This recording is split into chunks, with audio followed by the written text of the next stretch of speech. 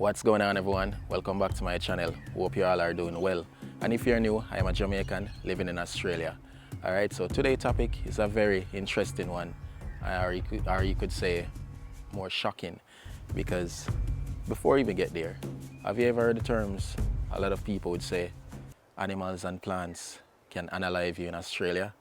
Well, what I've discovered in my backyard recently could do just that and even more. So let's get straight into today's video.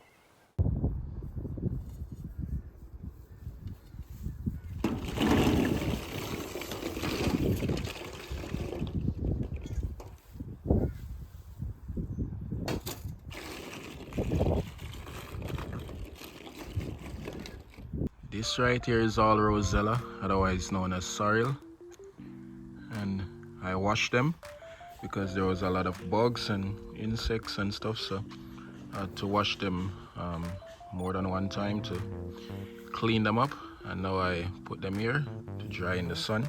And this is gonna take some days to actually do, but I was supposed to get a dehydrator, but I haven't done so, so I'm doing it the old school way, which you just put in the sun and dry them out. Yeah, man, so this is all rosella. I know if I also break them down, they would even dry faster. Like if I open up all of these, they will dry faster.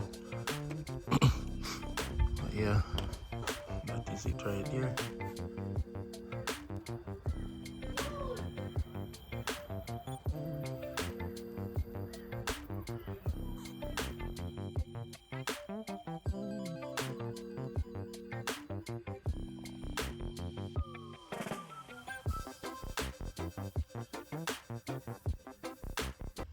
Alright, so these are my rosella I have drying in the sun. These ones are pretty much like 2-3 days of sun already. You can hear that little crunch in these. These ones I put out this morning, and yeah, just start drying. We've been getting some good sun, so it's really working. And over here I have some rosella seed, which this is how you normally do it. You dry them, and yeah, you can see they're already brown and everything. They're matured, so this is what I'll be using for next season. So yeah, it's a good look. And to be honest, I won't even be needing so many, because the reality is it's only a small space. But drying some of these. We're about to get some rain. Apparently the whole of this weekend we're gonna be getting some rain. But I want to show you the two different variety of rosella that I have in the backyard, and this is what they look like. So this is the common one that I've planted over the years that I've been in Australia, and this one is commonly, I get it at Bunnings, which is a local store here. And this one, I bought this one on, I think it was on eBay or some online website, but these were coming from Western Australia, from an independent company. And yeah, and these ones are actually, it's like a dark red. This one is more of a light red. And apparently you have white sorrel, white rosella, which is something that I discovered recently, so I didn't know that. But these ones are more small. These ones are a bit bigger because these are already matured, so you can tell the size of these are more big. And these actually mature close, which is like a pointy top. This one, they start open up, and apparently these ones are much stronger in flavor. I don't know, but if you have any experience, let me know. Have you ever had both varieties before? Let me know. But yeah, I'm excited to try this one though. They look good. They look more appealing, to be honest, I'm not gonna lie. So yeah, I'm very, very happy because I have plenty of these ones. These ones are the late ones that come in now. Yeah, so a lot of them just start matured, just reach maturity now. So yeah, these ones are almost finished. I just have a few of these to go through, and yeah. Rosella, we're not out of rosella yet. We still have what, 1 more month to go before winter. Yeah man, that is it, my people. These are the two different varieties. These are light. I'm gonna be honest with you, I don't remember the actual name of the varieties, but I know that this one is more of a light red. This one is more of a darker red. And yeah, and you can tell the difference. It's easy to tell the difference. So yeah, there we go.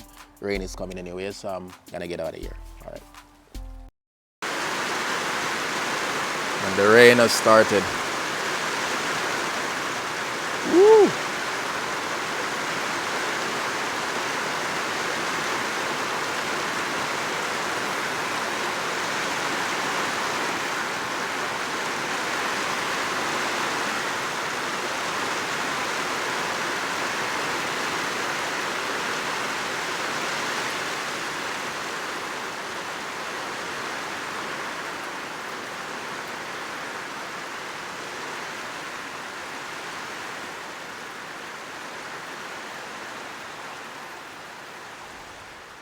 You know, so recently I was in my backyard, as usual, maintaining the garden. Sometimes I don't get to do it as often, but on this particular day, I was weeding up a part of the garden that I haven't been paying attention to for a while. And there was this plant that I discovered after weeding up, and it was very interesting because the plant had some very spiky looking thing. It's like a pod with seeds in it, but it's very spiky. And I was like, this don't look normal because I've never seen anything in the garden that looks like this, you know. So I decided that I'm rooting it up, and then Googled it and discovered that this is a very highly toxic, poisonous plant. And this plant is called Jimsonweed, otherwise the devil's trumpet. There's other names for it as well. And what I've discovered about this plant is that this plant, you're not even supposed to touch it. At first, I rooted it up with my hand, didn't know, nothing about it at the time. And it's afterwards I put on the gloves on my hand after I research it and I realized that this plant is actually one of the most deadliest plants in the world. This plant can actually put you in a coma. It can actually, you know what, like what magic mushroom would do to you, put you in a psychedelic state. Well, this plant can also do that and even more, because what I've discovered, the seeds and also the flower when it blooms is the most toxic or most poisonous part of the plant. But the whole plant itself is so toxic that you're not even supposed to touch it. You'll have skin irritation. This plant can do so much bodily damage to you as a human, and I'm glad I got rid of it out of the garden. But according to what I discovered as well, it says this plant grows where there's an abandoned garden or if the soil is disturbed. So what it means by disturb, I'm not too sure. But tell me, have you ever seen this plant before? Or have you ever heard of this plant before? And yeah, let me know, have you ever heard of any stories about this plant? All right, but I was very shocked to discover this right in my backyard. You know what I mean? I've never discovered snake nor any venomous spiders or anything like that, but a plant that is so deadly was sitting right here in the backyard. This plant can cause extreme confusion and hallucination to the point where you don't even know what's real. You know what I mean? So, and it can raise your heartbeat, put you in a coma, seizures. Like, it's just unbelievable how much things this one plant can do to you. That was very shocking for me, and anything could have happened. I could have literally hold it with my hand and the spikes got into my hand or something, and could have been really badly. So I'll show you some facts on screen that I've researched about this, and yeah, it's very scary to me. Deadly plant. This can cause serious illness or even death.